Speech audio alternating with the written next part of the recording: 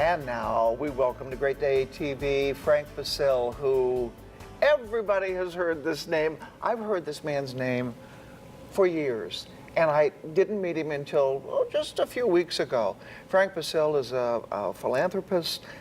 He gives back to the community.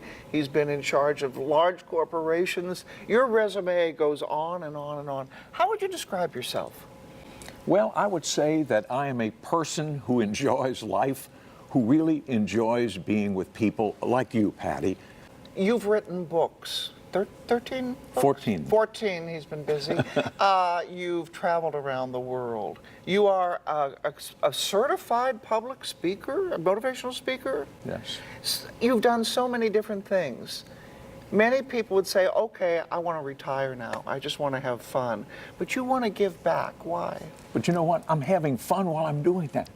You know, giving back is really fun for me. And I enjoy it, and all of that relates to my mission, which, as I mentioned, is helping people to become all they can become. My motivational speaking, my writing of articles and books, and now I do the same thing through philanthropy and through volunteering for organizations. Mm-hmm. But all of it helps me to fulfill my potential, and it makes me happy. Oh. You enjoy giving back to the youth, too. Let's talk about that. Okay. Well, you know, on a thank you, it's kind of interesting because when I received an award once at the Society of Professional Fundraisers, in my talk, I said, you know, it's interesting how the fundraisers have these great dinners to thank the donors, when frankly it ought to be the donors who are thanking the fundraisers for providing opportunities to them to use their money in ways outside of themselves to help other people, whether it's human services, arts, education,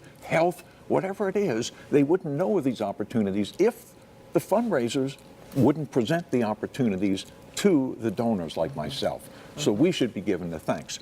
Now, regarding the youth, I love to participate in activities that help the youths because I was born in New Orleans. Right. We were very poor. We weren't exposed to the arts. It wasn't even on our radar until later when I moved to Indianapolis. Before you're on this mission now, you were a very successful businessman. You worked with the Ford Motor Company? For the Ford Motor Company for 12 years. And then the Gene Glick? Right, for 33 years. 33 years. So a successful business person, and then you take it to the next level. You're not done with your journey yet either. I hope not. Are you? Well, and that's interesting. You've just suffered some cancer scares. Yes. Tell us a little about what happened. Well, about, it was in late August, I was diagnosed with non-Hodgkin's lymphoma. And it required 6 chemotherapy treatments. Yeah. But thank goodness I had great care through Community North Hospital, and also through my caretaker, who was my wife, Katrina. Katrina, yes. yes. And that took me through the cancer okay. So you're okay? Yep. Everything's good? Yeah, the cancer is gone now. And, you know, some side your hair effects, is back. but that's okay. My hair is growing back. In fact, because of this interview today, I even had my first haircut in 6 months. But like I told my hairstylist, I said I've saved on haircuts for the last 6 months. Go. What's the Frank Basile vision?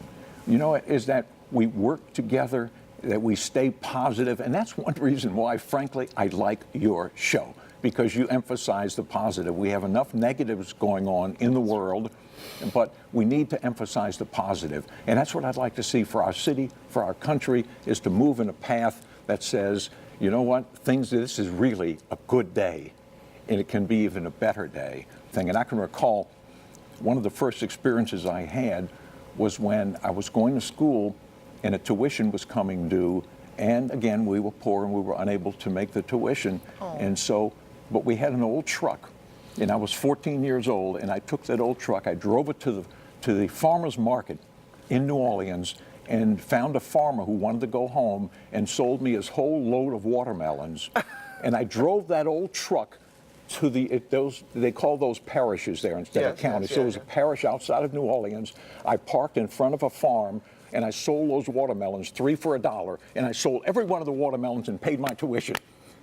And so that really told me that you could do whatever you wanted to do if you were positive, Henry Ford said, whether you think you can do a thing or not, you're right.